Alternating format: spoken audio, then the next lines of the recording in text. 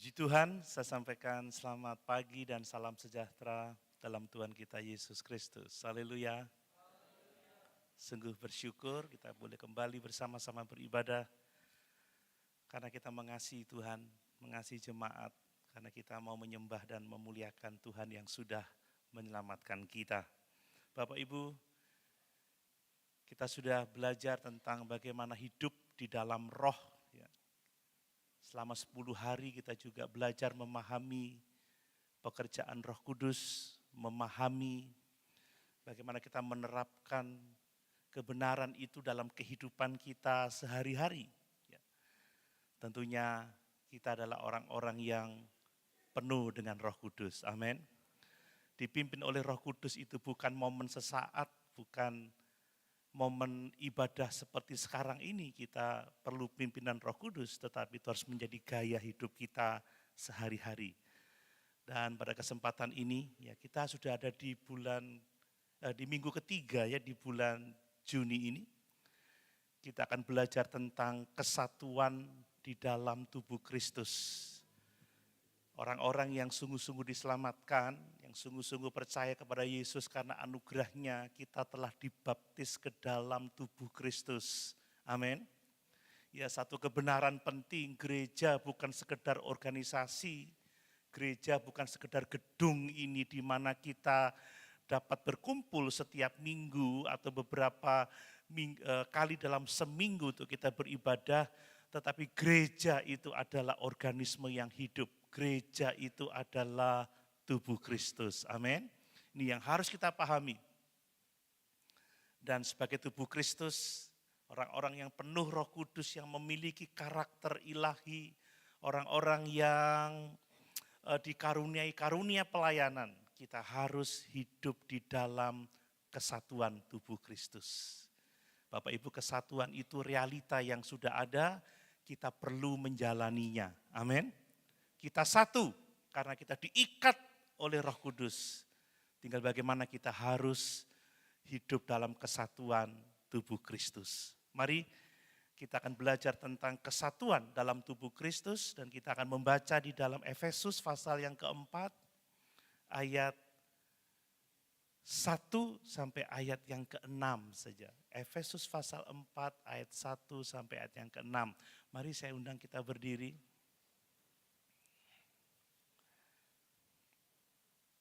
Saya membaca untuk kita sekalian, demikian firman Tuhan. Sebab itu aku menasihatkan kamu, aku orang yang dipenjarakan karena Tuhan, supaya hidupmu sebagai orang-orang yang telah dipanggil berpadanan dengan panggilan itu. Hendaklah kamu selalu rendah hati, lemah lembut, dan sabar. Tunjukkanlah kasihmu dalam hal saling membantu.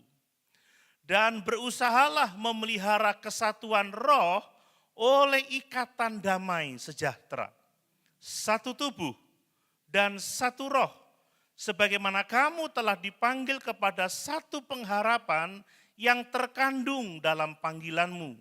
Satu Tuhan, satu iman, satu baptisan, satu Allah dan Bapa dari semua, Allah yang di atas semua dan oleh semua dan di dalam semua. Haleluya. Puji Tuhan. Silakan duduk. Bapak Ibu Saudara yang dikasihi oleh Tuhan, di zaman sekarang ini ya, yang namanya perpecahan, apalagi perpecahan di dalam gereja ya, itu bukan sekedar ancaman. Bukan. Itu bukan hanya ancaman, tetapi perpecahan di dalam gereja itu adalah kenyataan yang sudah sering kali kita temui. Tidak hanya di gereja kita, tetapi juga di gereja-gereja lokal yang lainnya. Ada banyak perpecahan. Ya kalau mau jujur, di antara kita sudah berapa banyak orang ya yang meninggalkan persekutuan kita. Saya pikir itu juga dapat dinamakan perpecahan. Ya.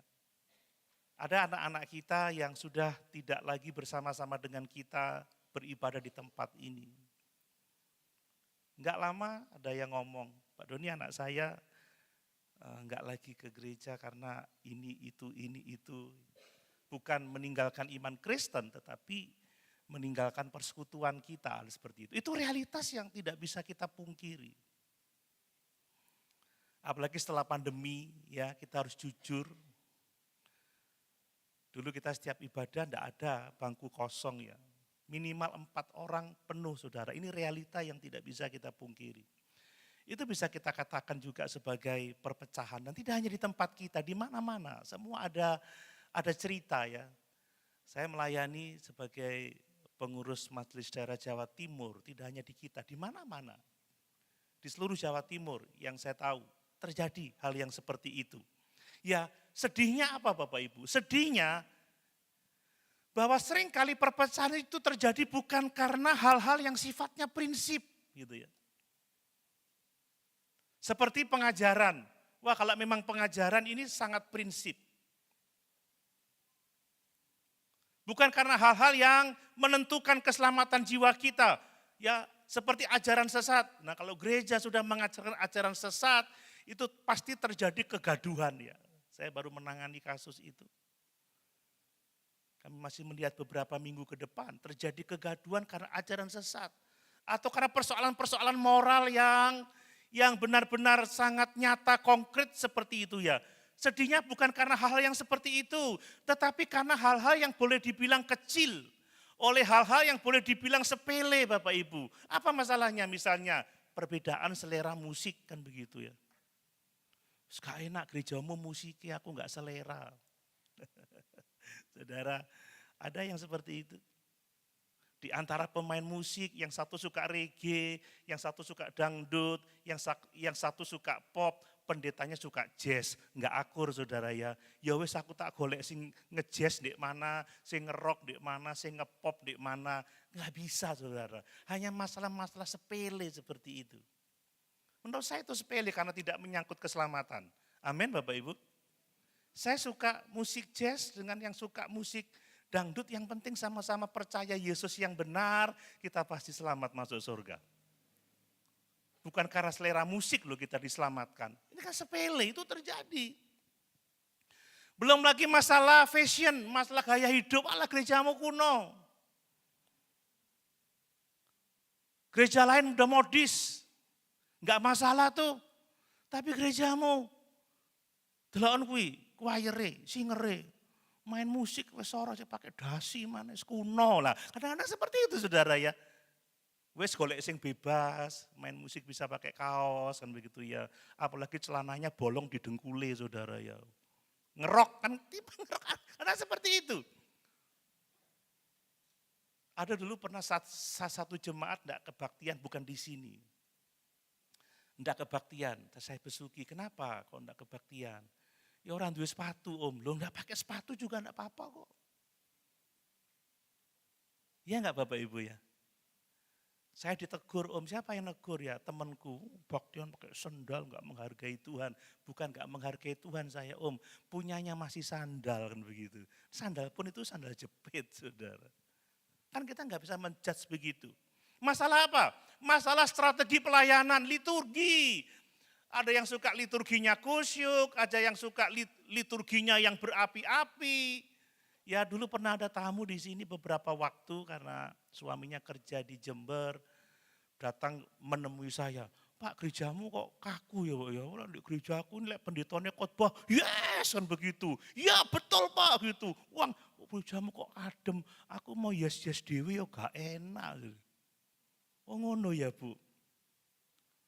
Dalam hati saya, itu enggak terlalu penting. Amin Bapak Ibu. Yes sampai rumah nono kan respon saudara ya.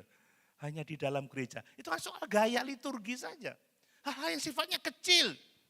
Belum lagi ada masalah pribadi antar anggota. Ya. Ada perselisihan, mungkin antar jemaat. Sudah mulai enggak mau lagi ke gereja.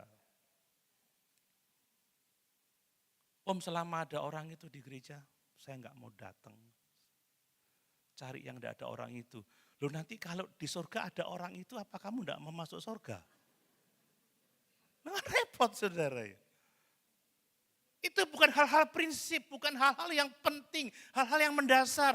Ya kalau karena pindah domisili, itu benar, enggak masalah. Masalah ajaran, masalah yang menyangkut keselamatan, itu hal-hal yang sangat-sangat mendasar. Tapi kalau hal kecil yang seperti itu, sedih. Belum lagi masalah perbedaan generasi. Saya sama dia kan beda generasi saudara ya. Mereka kalau main musik generasi sekarang saudara. Mereka maunya yang gedebak. Saya maunya yang gedebak. Kan gitu, beda. Kadang-kadang, kok geleng-geleng kepala kamu? Iya dah, kadang-kadang saya, telinga tua sama telinga muda itu beda saudara. Dulu waktu saya masih muda, saya seperti mereka.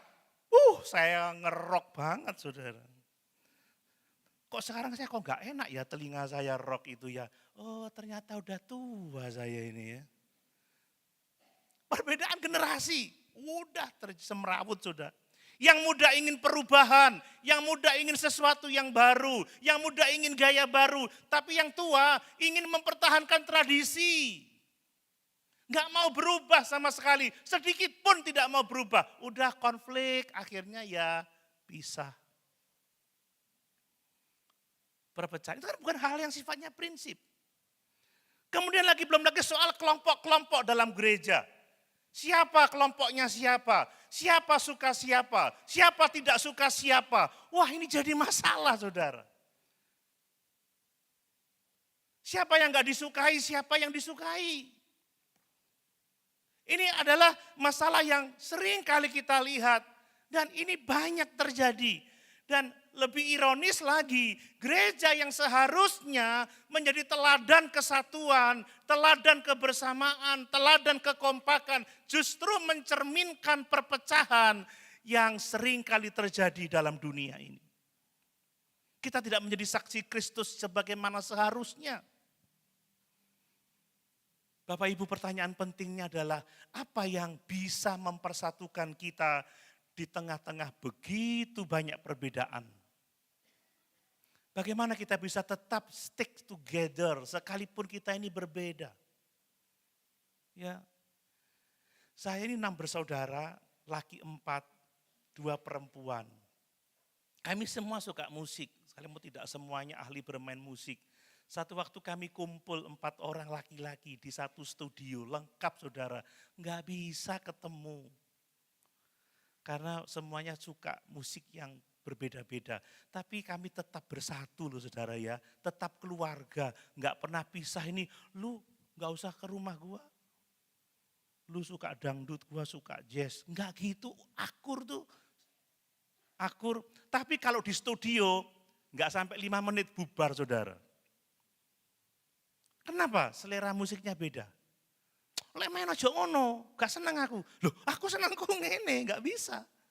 Akhirnya, ya wes, buyar.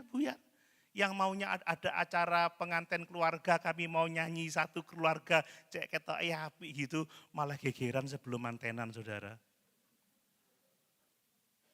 Tapi ya tetap budal mantenan saudara, satu meja.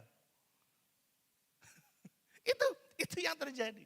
Nah pertanyaannya bagaimana kita mempersatukan? Atau bagaimana kita menjaga persatuan ini bisa bersatu di tengah-tengah perbedaan? Bapak Ibu harus ada yang mau jadi jembatan, amin. Kalau sudah ada gap, harus ada yang memulai. Kita ini sukanya bangun tembok. Ada satu ilustrasi ya di sebuah desa itu. Ada 2 bersaudara yang tinggal di satu halaman Bapak Ibu ya. Satu halaman, tidak ada, hanya tembok pagar besar, di luar satu halaman ada 2 rumah tempat tinggal. Sebelumnya mereka berbagi segala sesuatu, berbagi air, berbagi alat-alat pertanian.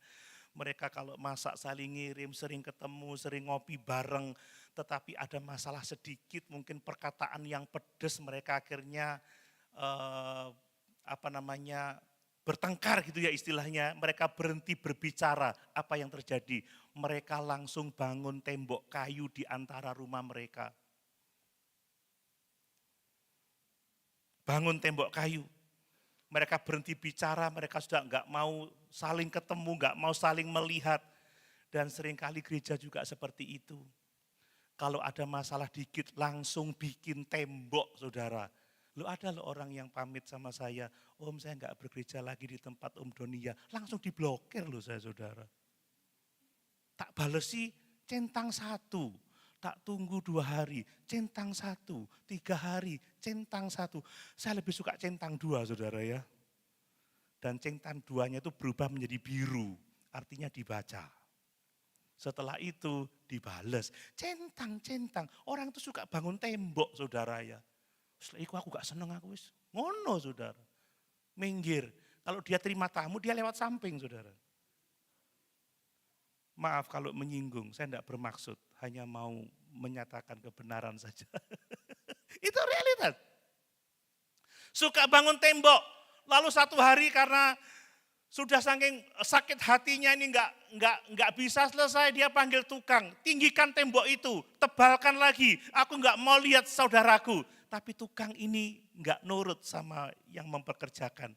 Dia tidak meninggikan tembok, menebalkan tembok, tapi dia buat jembatan, saudara.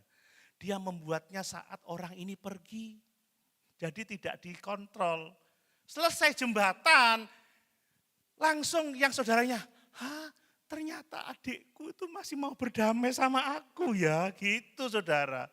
Lalu adiknya datang, loh kok jembatan? Tapi kakaknya datang lari, langsung dipeluk. Kadek, ternyata kamu masih mau bersatu ya sama aku. Selesai masalah, saudara. Seringkali kita ini kenapa enggak bisa bersatu?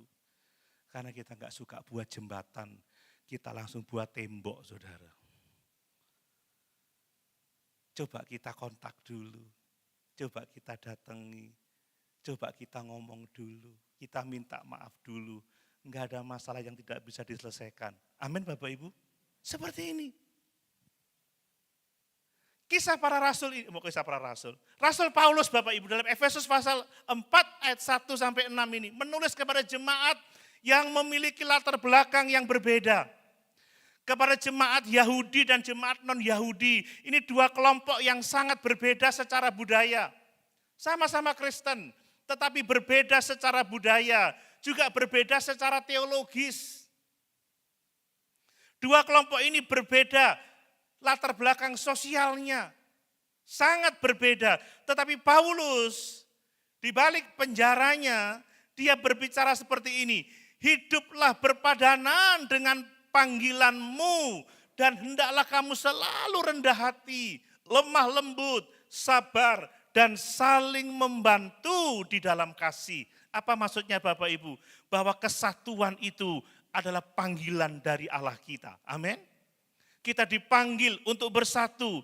Ini bukan sekedar pilihan, bukan. Ini panggilan Allah yang harus kita respon dengan benar. Kesatuan itu bukan hanya penting bagi keharmonisan, bukan hanya penting bagi keharmonisan. Memang penting kita harmonis. Ya, harmonis itu enak saudara ya. Lagu kalau harmoni enak. Seperti saya satu keluarga 4 orang, satu pegang drum, gitar, bass, keyboard, tapi enggak ketemu, enggak bisa harmoni. Harmoni itu penting, tetapi kesatuan bukan sekedar untuk keharmonisan, tetapi lebih penting dari itu mutlak bagi kesaksian Injil. Amin Bapak Ibu. Bagaimana kita bisa bersaksi kalau kita tidak bersatu? Ingat doa Tuhan Yesus, ya Bapa, satukanlah mereka, jadikan mereka satu sama seperti aku dan engkau adalah satu. Supaya dunia tahu bahwa engkaulah yang mengutus aku. Dan kesatuan gereja itu tidak terjadi karena keputusan bersama. Oke, kita bersatu, tidak. Kesatuan gereja itu terjadi kalau masing-masing kita memiliki kerendahan hati. Amin Bapak Ibu. Kalau masing-masing kita memiliki kerendahan hati, bisa menerima perbedaan, bisa memahami yang lain, tidak memaksakan kehendak, tidak merasa benar sendiri. Tidak merasa paling hebat. Ini yang memungkinkan persatuan. Orang yang sudah sepakat janji, aku akan setia memeliharamu dalam keadaan susah, senang, sakit, sehat, kaya, miskin. Aku akan setia sampai maut memisahkan. Saudara, maaf. Buktinya juga banyak yang berpisah karena nggak ada kerendahan hati. Mari kita belajar bersama-sama pagi hari ini. Sebagai orang-orang yang penuh dengan Roh Kudus. Amin Bapak Ibu. Sebagai orang-orang yang menjadikan hidup dipimpin oleh Roh Kudus sebagai gaya hidup kita sehari-hari. Kita mau belajar di tengah-tengah kehidupan gereja kita. Kita mau menjadi pembuat-pembuat jembatan, bukan pembangun-pembangun tembok. Amin. Kita mau belajar itu. Karena ini memang kehendak Allah dalam kehidupan kita. Karena kita sesungguhnya adalah satu tubuh. Kita tubuh Kristus, Kristus sebagai kepala kita. Dan Tuhan mau, Tuhan ingin kita hidup dalam kesatuan tubuh Kristus yang telah dikerjakannya melalui pengorbanannya di atas kayu salib. Yang telah dikerjakannya melalui memberikan Roh Kudus dalam kehidupan kita untuk memimpin kita. Amin Bapak Ibu. Oke, mari kita belajar beberapa hal. Yang pertama perhatikan bahwa kesatuan itu dimulai dari kerendahan hati, karakter rendah hati dan lemah lembut. Hati yang mau merendah, ini kunci dari persatuan. Saya baca ayat yang kedua, ya. Hendaklah kamu selalu rendah hati, perhatikan. Hendaklah kamu selalu rendah hati, lemah lembut dan sabar. Luar biasa. Coba kita membayangkan Bapak-Bapak Ibu ya, kita ada di satu ruangan dengan 10 orang yang berbeda latar belakangnya. Yang satu orangnya cepat berpikir. Wah pokoknya suka nangkap lah, responsif. Tapi yang satu lemot saudara ya. Suka mencerna, nggak ngeh-ngeh saudara ya. Memang ada orang yang seperti itu. Ada yang slow boomers kalau belajar itu pelan tapi lama-lama tahu. Ada yang intermediate ya sedang-sedang aja gitu. Ada yang sharpening, cepet ngerti. Wah kalau yang satu lemot, yang satu cepet mumet awake dhewe saudara ya. Sing iki cepet iso, ini enggak iso-iso. Waduh, pusing mungkin gitu. Coba kita bayangkan hal yang seperti itu. Ya, yang satunya spontan, yang satunya penuh pertimbangan. Yang satunya sukanya liturgi yang kusyuk. Yang satunya suka yang meledak-ledak. Yang satunya penuh semangat, yang satunya biasa-biasa saja. Coba ini 10 orang saja, ngatur 10 orang aja, pasti nggak gampang. Pasti tidak gampang. Nah apa yang membuat mereka semua tetap bisa menyatu dalam gereja? Jawabannya adalah kerendahan hati, amin. Bukan keseragaman. Kita nggak bisa memaksakan orang untuk seragam loh saudara ya. Seragam dalam pikiran, perasaan, kehendak, perbuatan, nggak bisa seragam. Tapi nanti ada dasar yang harus kita menjadi sama. Tapi saya belum sampai pada tahap itu. Enggak bisa.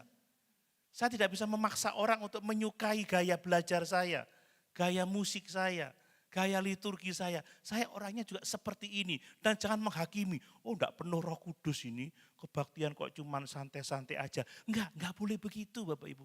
Yang ini, ini penuh Roh Kudus, mencak-mencak sampai muter-muter. Gulung-gulung komeng kan begitu saudara.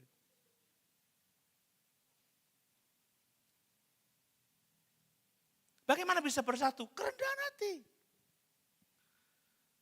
Karena saya rendah hati, saya bisa menikmati musik anak-anak muda ini. Dan karena mereka rendah hati, mereka juga bisa mengikuti musik saya. Ya, mereka sudah tidak kenal lagu lama, tiba-tiba saya nyanyi lagu lama. Kelentang-kelenting salah terus, tapi apakah saya pernah marah? Dasar musik gampangnya gak ngerti. Tidak ada pernah seperti itu kan. Kadang bingung. Iringannya harusnya lari ke-2, dia lari ke-5, ke-10, 15 sampai saya pusing, tapi saya nikmati aja saudara. Rendah hati saudara. Pernah enggak saya marah-marah? Oh enggak om, takut saudara coba kalau ngomong iya. Iya kan? Bukan soal keseragaman, tapi kerendahan hati. Bapak Ibu, kerendahan hati adalah kunci utama kesatuan. Amin.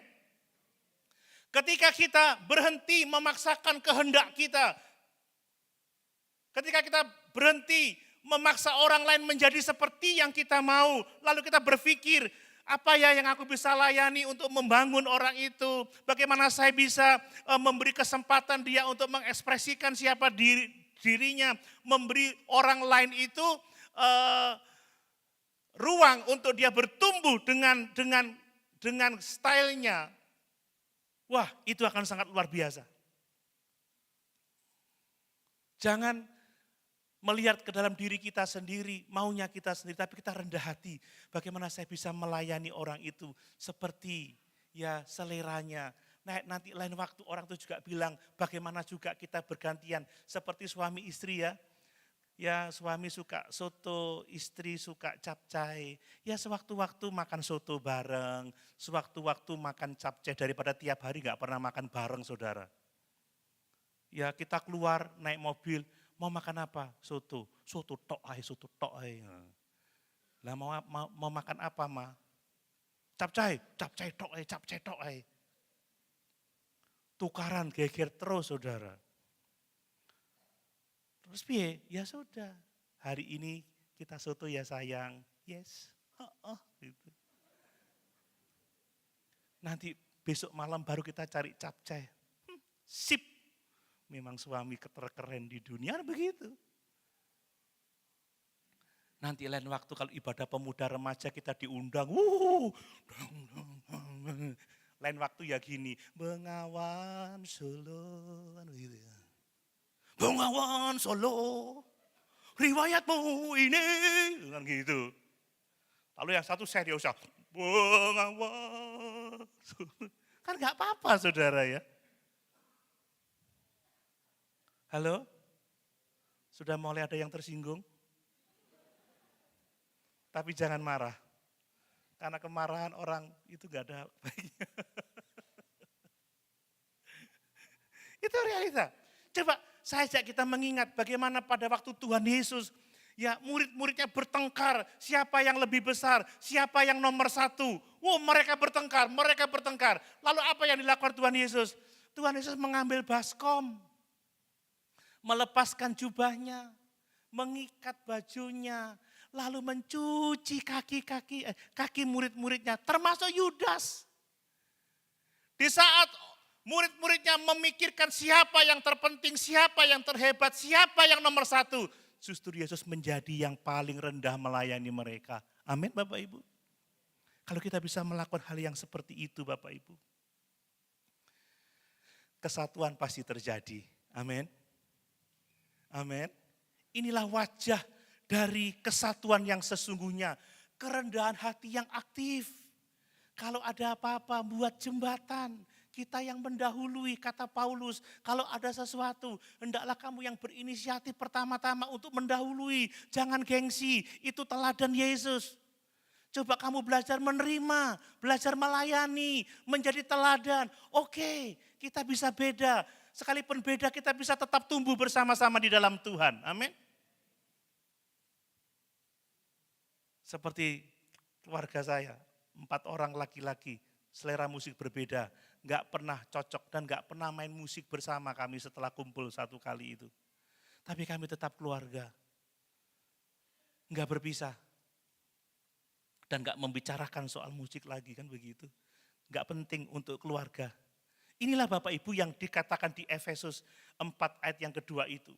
Kata Paulus, hendaklah kamu selalu rendah hati dan lemah lembut. Dia tidak mengatakan suruh orang lain ikut kamu, suruh orang lain rendah hati. Tidak, tapi hendaklah kamu rendah hati dan lemah lembut. Kesatuan tidak dimulai dari orang lain Bapak Ibu. Amin. Kesatuan dimulai dari hati kita masing-masing. Kalau kita punya kerendahan hati, kita bisa saling menerima, saling memahami. Kita pasti akan bisa bersatu. Nah pertanyaannya adalah, apakah sekarang ini kita lebih suka menuntut orang lain untuk berubah? Atau kita mulai mengoreksi diri kita sendiri? menyadari perbedaan kita, bahwa kita tidak bisa memaksakan sesuatu yang sifatnya tidak esensial kan seperti itu. Lalu kita duduk bersama-sama memikirkan mana yang sesungguhnya esensial. Apakah kita bisa tetap mengasihi sesama kita, anggota jemaat yang lain, walau mungkin kita tidak selalu sependapat. Amin Bapak Ibu. Kita kan gak selalu sependapat toh. Bahaya itu kalau sudah ada kepanitiaan gitu ya. Yang sering itu kan basar, ada panitianya enggak basar itu. Sing situ pengen dodolan tahu, situ pengen dodolan tempe. Tahu wae, tempe wae, tahu wae. Ya didodolkan, dijual semua tempe dan tahu.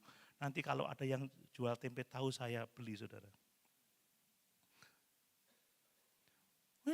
Saya wayahe mie ae. Oh enggak, bihun ae wis tukaran wis. Aku gak melek wis, gak meloan lho, gak iso saudara. Ini contoh konkret. Kan begitu. Kepanitiaan apapun juga seringkali kita punya beda gaya, tapi enggak boleh yang prinsip. Amin Bapak Ibu. Kita bisa bertanya, apakah saya tetap bisa mengasihi, tetap bisa menggandeng, sekalipun mungkin tidak selalu sependapat. Mari Bapak Ibu, saat mungkin kita tersinggung karena perbedaan ya, karena perbedaan selalu menyinggung Bapak Ibu ya. Mari kita berhenti sejenak untuk bertanya, apakah saya tersinggung ini masalah pribadi, tentang ego saya, atau tentang hal-hal yang sifatnya prinsip, hal-hal yang menyangkut hal kebenaran, yang sifatnya mempengaruhi keselamatan kita. Kalau itu bukan hal-hal prinsip, mari kita rendah hati. Amin. Apa saudara saya? Ngelus doh? Sabar saudara. Sabar. Itu penting.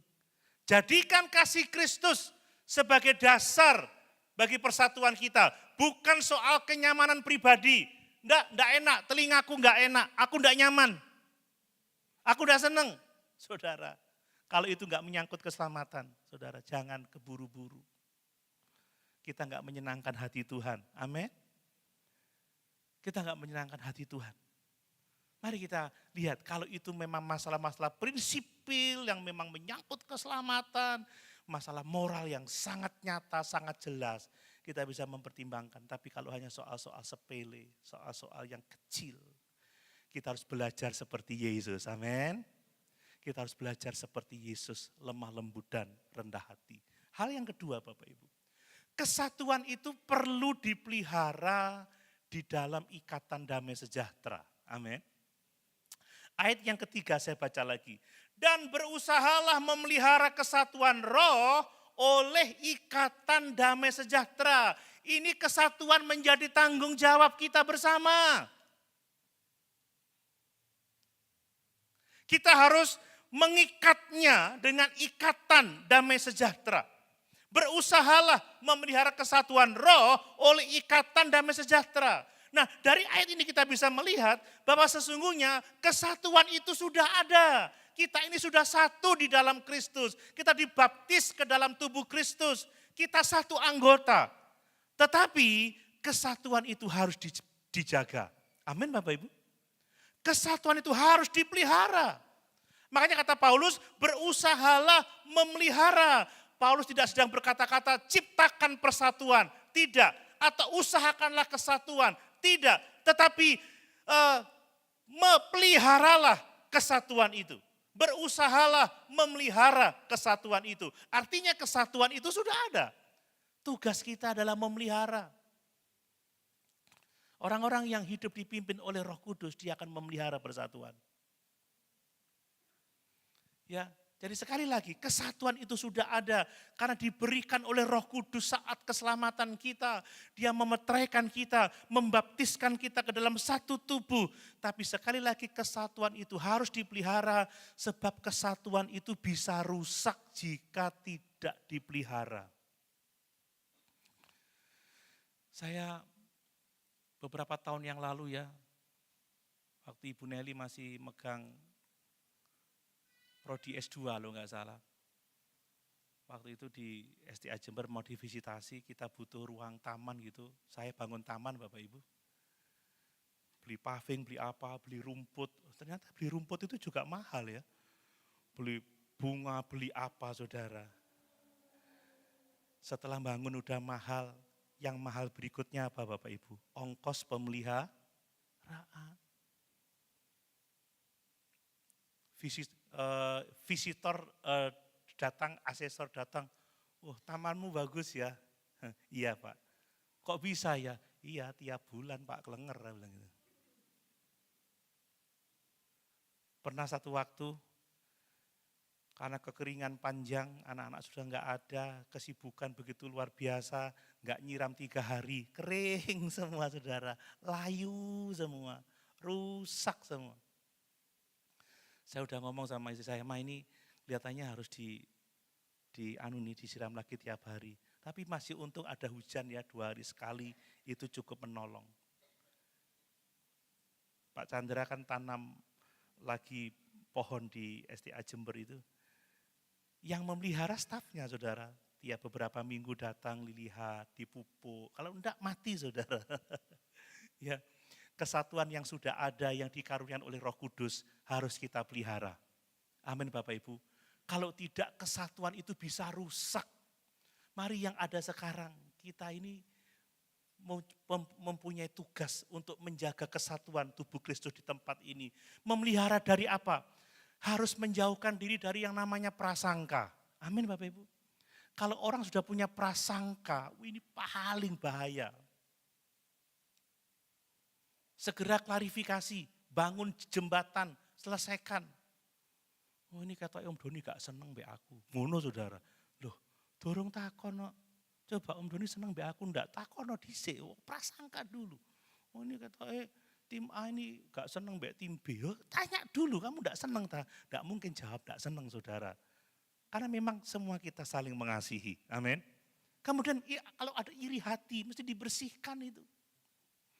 Kesombongan rohani, wah aku tim yang paling hebat, aku yang paling rajin, yang sudah itu harus dibersihkan.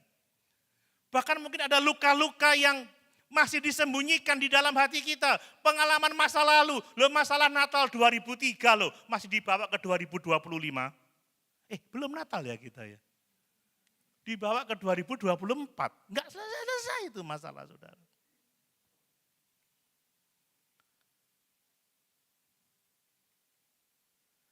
Saudara kalau mau lihat Taman STA Jember, perginya sekarang hari-hari ini karena baru dibersihkan 3 hari yang lalu. Tapi lewat 3 bulan ke depan, gak karu-karuan saudara, wis ono sing mati, rumputnya gini, wis kering. Karena tidak dipelihara, tapi enggak kok terpelihara. Amin Bapak Ibu. Nah kata berusahalah, saya mengecek kata itu ya. Dan berusahalah memelihara kesatuan roh. Kata berusahalah ini adalah kata yang sifatnya aktif, ini bukan pasif. Saya membaca dalam bahasa aslinya itu spoudazo. Spoudazo itu artinya giat. Berusahalah dengan giat. Artinya berusaha dengan bersungguh-sungguh. Berusaha dengan semangat. Berusaha dengan tekun. Ini yang namanya spoudazo. Mari Bapak Ibu kita berusaha. Bukan sekedar berusaha. Tetapi kita giat berusaha, kita bersungguh-sungguh berusaha, kita tekun berusaha untuk memelihara kesatuan roh. Ini adalah perintah Tuhan. Jadi kesatuan itu tidak bisa terwujud tanpa kerja keras, kerja tekun, kerja sungguh-sungguh. Kita harus mau mengalahkan ego pribadi kita. Kita harus benar-benar meneladani Yesus yang lemah lembut dan rendah hati. Ini panggilan Tuhan atas kehidupan kita. Bayangkan tubuh manusia Bapak Ibu ya. Jika satu bagian terluka, pasti semua bagian ikut menderita. Bapak Ibu mungkin punya pengalaman seperti saya ya. Mau kebaktian pagi, terus ke susu-susu saudara ya. Kadang kan seperti itu ya. Si ada ini, ada itu, kadang mau berangkat si ada yang telepon, Pak Doni ini suratnya bagaimana. Ke susu-susu, mau cari sepatu, tiba-tiba jentie kesandung ini saudara, apa itu namanya, tiang pintu, cetok langsung tambah telat setengah jam saudara. Saudara, jentik itu kan bagian kecil. Loh kesandung kok sampai pusing, sampai cekot-cekot, sampai sakit semuanya. Bener gak Bapak Ibu? Mau coba, Saya ada palu di sini. Kalau satu anggota bagian tubuh sakit, semuanya sakit Bapak Ibu. Nah yang amin itu pengalaman sama dengan saya. Jadi kalau antara anggota tubuh kita nggak rukun, kita nggak kerjasama, ada yang sakit dan lain sebagainya, seluruh tubuh pasti akan terganggu. Seluruh tubuh pasti akan terganggu. Demikian juga Bapak Ibu, saya mau katakan ya, satu orang saja menyimpan kepahitan di persekutuan kita, itu akan membuat atmosfer persekutuan kita menjadi tidak baik. Satu orang saja. Benar Bapak Ibu? Kalau kita enggak segera mulai rendah hati, kita mau berubah, enggak bisa. Kami di rumah cuma berapa orang, satu saja cemberut saudara, atmosfer mah berbeda. Kon apa sih ko? Kon apa sih ti? Kon apa sih J? Mama kenapa sih? Halo? Betul Bapak Ibu? Betul? Pas lagi makan tiba-tiba.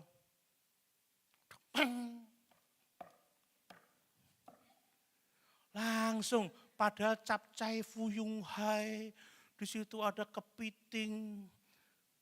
Hai. Jadi enggak enak makan saudara. Satu orang saja sakit hati di antara kita. Enggak mau menyelesaikan masalah. Atmosfernya beda, apalagi sudah mempengaruhi yang lain. Ojo rono maneh kon. Gak seneng aku. Situke maneh. Apa bener rek? Ketok iya. Moro-moro. Tapi satu orang mengampuni, satu orang berbuat baik, atmosfer menjadi baik. Nah, saya senang ada amin. Amin Bapak Ibu. Perlu dijaga, perlu dipelihara. Satu orang mau membuat jembatan, kerukunan pasti akan terjadi. Jangan terus tinggikan tembok. Kapan selesainya? Mulai membuat jembatan, semua ada dalam kita. Nah itu masalah berusaha, mari kita dengan giat, dengan sungguh-sungguh. Lalu kata ikatan damai sejahtera.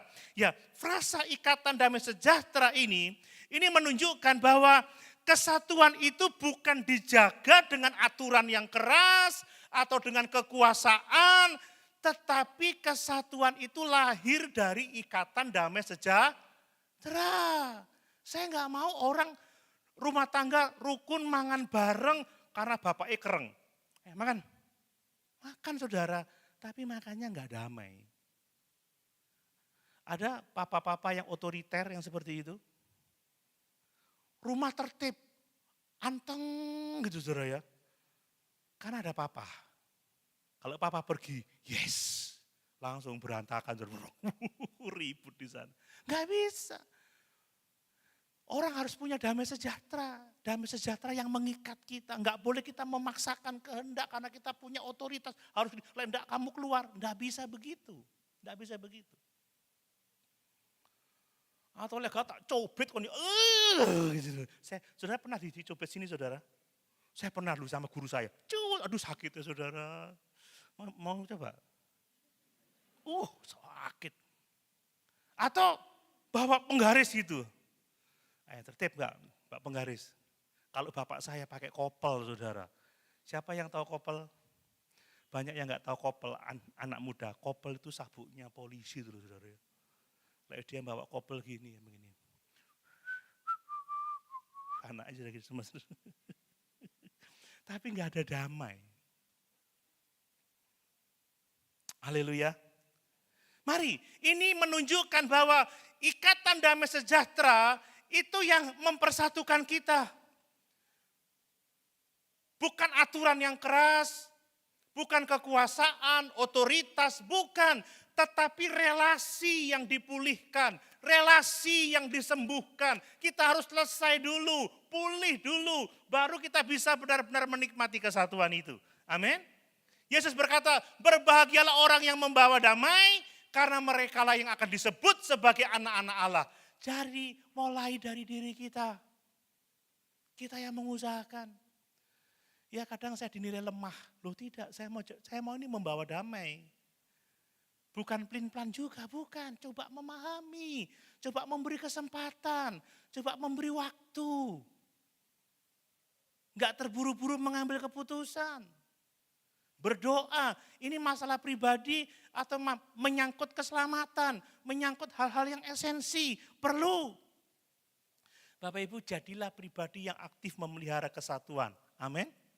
Bukan pasif, bukan acuh tak acuh.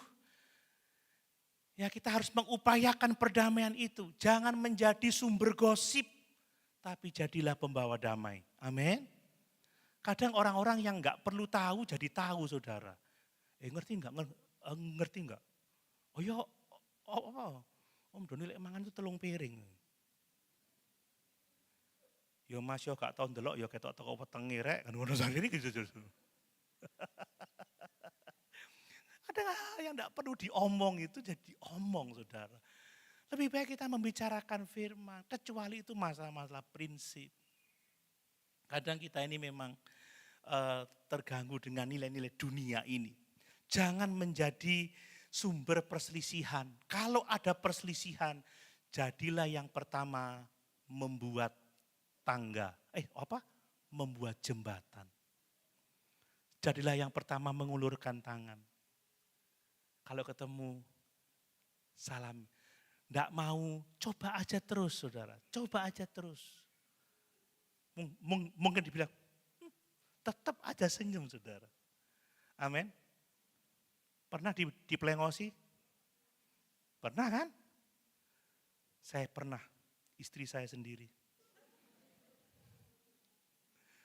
Tapi tetap aja deselai, saudara ya. Oh, apa deselai? Ya lama-lama ya luluh hatinya, saudara. Wong sing desel gantengnya koyo ngene. Gitu. Kalau saya bangun tembok, gak gelem ya wis, ngono wis. Kasur tak bagi, seret tak kasih guling 3. Jangan kamu menyimpang ke sini ya. Awas kamu. Itu bangun tembok. Kalau saya dari ukuran 120 tak buat 80 aja kasurnya. Lebih mepet. Amin Bapak Ibu. Ini penting. Mari, apakah kita sedang memelihara kesatuan atau kita sedang mengganggu kesatuan? Haleluya. Yang mana? Apakah kita sedang mengupayakan kebersamaan atau kita ingin memecah belah? Apakah kita rela menjadi orang-orang yang mengampuni atau kita terus menyimpan luka dan menyampaikannya ke orang lain? Aku lo terluka, aku lo terluka. Lama-lama Betaria Sonata, hati yang luka. Atau gelas-gelas kaca. Oh enggak tahu yang muda-muda, yang tua-tua tahu. Gelas-gelas kaca. Lukanya diberitakan kemana-mana. Mempengaruhi begitu banyak orang. Tidak ada yang baik yang diceritakan. Ngeri Bapak Ibu. Mari, kesatuan bukan hanya tugas Ibu Gembala. Bukan hanya tugas saya, tugas para pengerja. Kesatuan menjadi tugas kita semua. Amin. Tanggung jawab bersama, tanggung jawab setiap orang percaya. Apalagi kita orang-orang yang penuh dengan Roh Kudus. Amin. Yang terakhir Bapak Ibu. Kesatuan itu harus berdiri di atas dasar yang sama. Ini yang menjadi sangat penting. Kesatuan harus berdiri di atas dasar yang sama. Coba ayat 4 sampai ayat yang ke-6 lagi. Satu tubuh, satu roh, sebagaimana kamu telah dipanggil kepada satu pengharapan yang terkandung dalam panggilanmu. Satu Tuhan, satu iman, satu baptisan, satu Allah dan Bapa dari semua, Allah yang di atas semua dan yang oleh semua dan di dalam semua. Wow, luar biasa. Bapak Ibu, kesatuan gereja itu bukan karena kesamaan selera, bukan karena kesamaan latar belakang budaya atau sesuatu yang lain. Kesatuan gereja itu adalah kesamaan dasar. Amin. Kesamaan dasar. Kesatuan dalam tubuh Kristus tidak dibangun di atas kesukaan yang sama, selera yang sama, latar belakang yang sama. Tetapi dibangun di atas dasar apa? Di atas dasar yang sama. Bukan karena kita sama-sama suka lagu rock, ya kita jadi satu. Karena kita sama-sama dari budaya yang sama, ya kita jadi satu. Karena kita suka khotbah yang sama, ya kita jadi satu. Maksudnya gaya khotbah loh ya, bukan isi khotbah. Paulus tidak membangun argumen kesatuan berdasarkan perasaan, keinginan manusiawi. Tetapi kesatuan dibangun di atas dasar fondasi iman. Amin Bapak Ibu. Di atas dasar fondasi iman. Lihat dia berkata, ada 7 kali kalau tidak salah ya. Satu tubuh, satu roh, satu pengharapan, satu Tuhan, satu iman, satu baptisan, satu Allah dan Bapa. Ini dasar dari kesatuan. Dengan kata lain Bapak Ibu ya, kita ini banyak perbedaan. Bahkan mungkin perbedaan kita terlalu tajam dalam banyak hal. Tetapi ingat kita punya Tuhan yang sama. Haleluya. Seperti saya 4 orang bersaudara laki-laki berbeda selera musik tapi bapaknya satu, Sarbini Harjo Subroto. Itu nama bapak saya, Sarbini Harjo Subroto. Ya kami satu, kami satu bapak. Kita berbeda latar belakang, kita punya satu Bapa di surga. Kita punya satu Tuhan Yesus Kristus dan Roh Kudus yang diam di dalam kita. Amin Bapak Ibu, ini penting.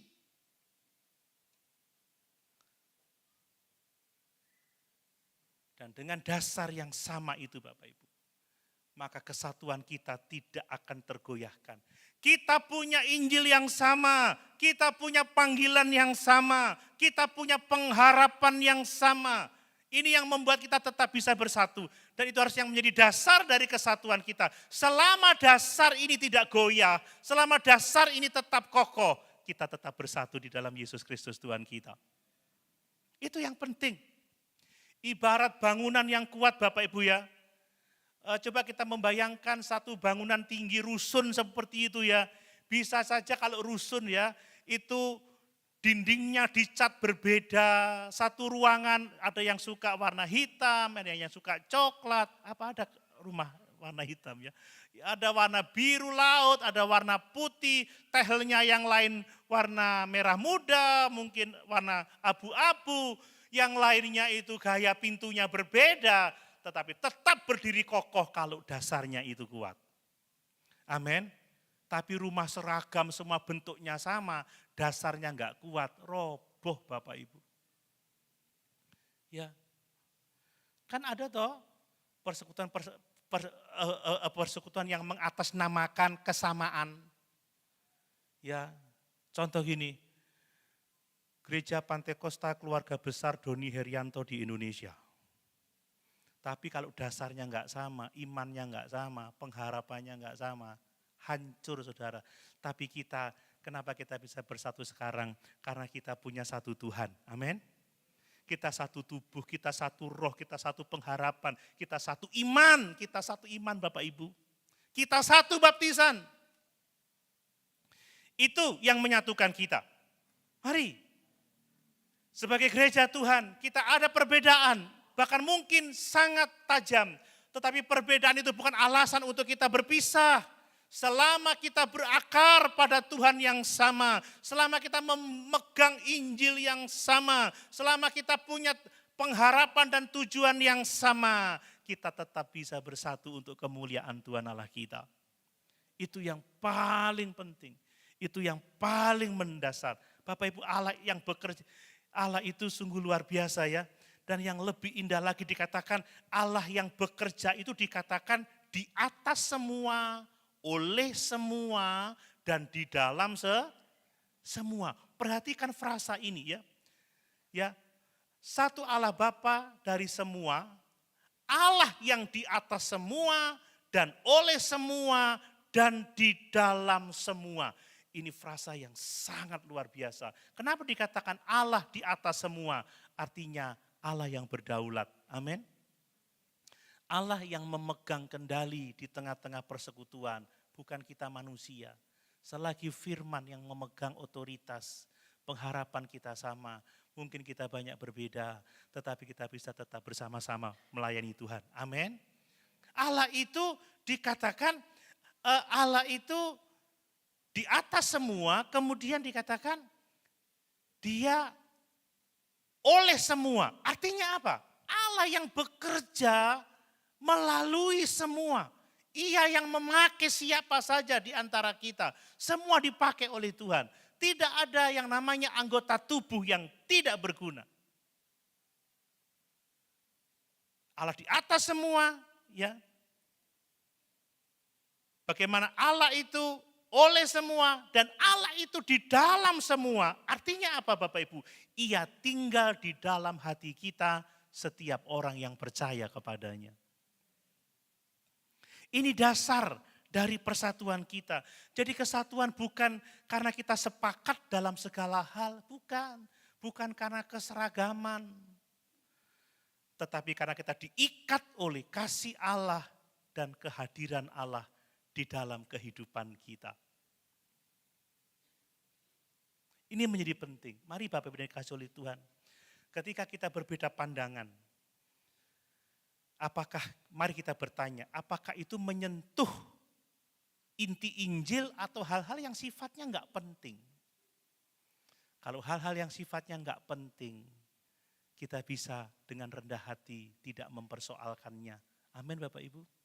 Tapi kalau sudah soal prinsip, soal kebenaran, soal ajaran, kita tidak bisa kompromi. Karena Tuhan Yesus barang siapa keluar dari ajaran Kristus, dia keluar dari Kristus. Mari kita lihat dengan cara yang seperti itu. Mari kita fokus pada apa yang kita sama-sama imani.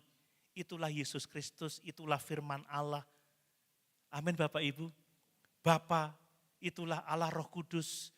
Jangan fokus pada perbedaan. Sekali lagi, kesatuan bukan karena keseragaman, tetapi dasar yang sama dalam kehidupan kita. Amin. Jangan biarkan yang namanya perbedaan kecil itu memecah belah tubuh Kristus yang telah dibeli dengan harga yang sangat mahal, yaitu darah Yesus Kristus sendiri. Menjadi penting untuk kita semua pagi hari ini. Apakah saya menghargai saudara seiman saya yang berbeda latar belakang dengan saya? Atau saya meremehkannya? Yang berbeda cara berpikirnya, yang berbeda seleranya? Apakah kita bisa menerima mereka? Atau wis aku enggak cocok, gak ono konco sing cocok ndek kene, aku golek sing cocok, Saudara. Itu tidak seperti Yesus. Katanya kalau nyanyi, Tuhan cinta segala bangsa, asalkan bukan Dia. Putih, hitam, kuning, merah, semua harta Dia, kecuali yang satu itu ku nggak suka. Lala repot.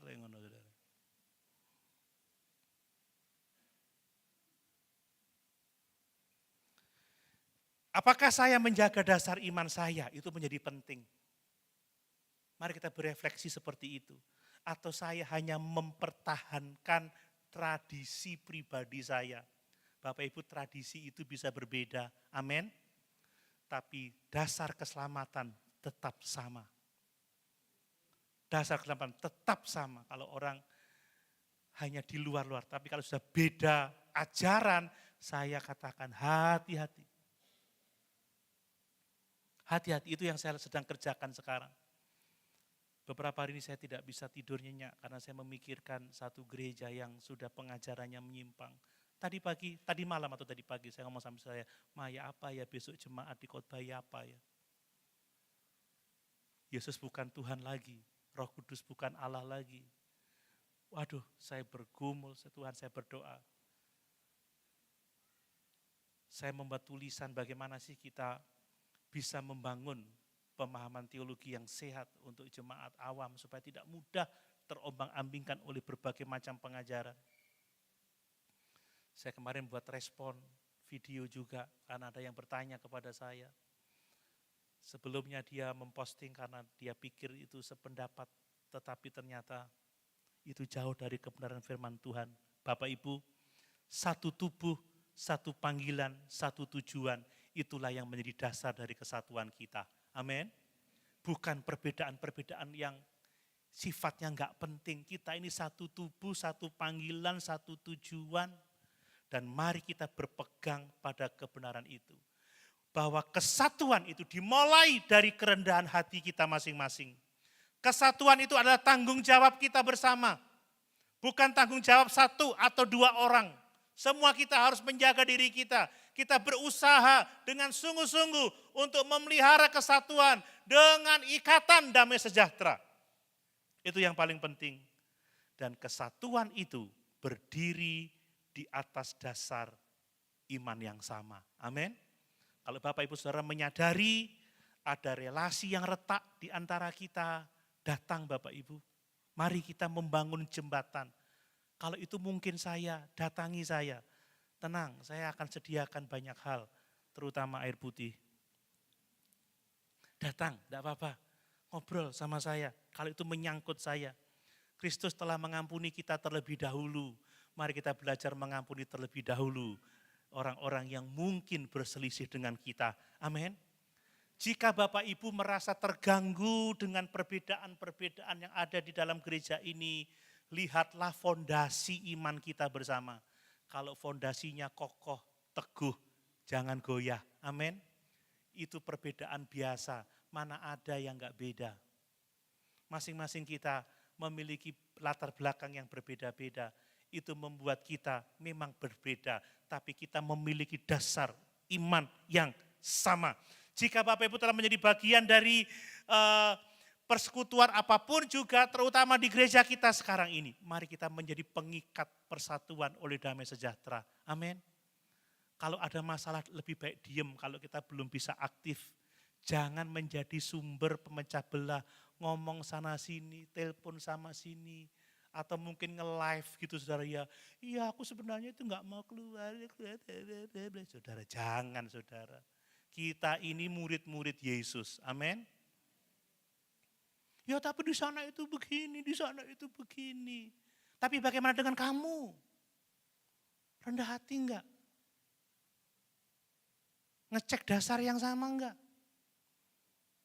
Kalau cuma gaya khotbah ya saya ini gayanya seperti ini. Tapi kalau saya mengajarkan kesesatan, Bapak Ibu bisa menegur saya. Amin Bapak Ibu.